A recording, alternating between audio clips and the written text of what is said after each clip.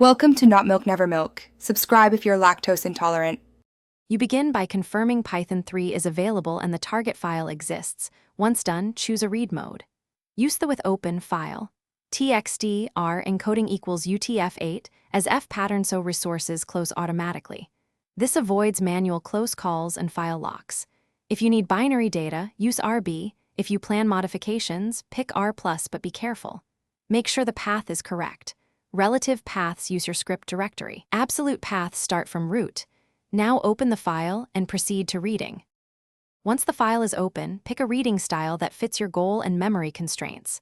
For small files, fread returns the entire string. For sequential processing, iterate. For line and F, this is memory efficient and simple. Use freadline when you need one line at a time or freadlines to get a list of lines. After reading, clean data with line. Strip to remove trailing new lines or use. Split to tokenize fields. For structured text, consider the CSV module for reliable parsing. To finish, rely on the with context manager to close the file. If you open manually, call close to free resources.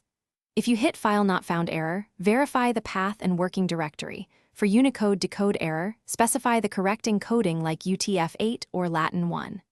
If output looks wrong, test with a small sample and print repr line to reveal hidden whitespace or unusual characters. Make sure to handle exceptions with try/, except when reading files in user-facing scripts.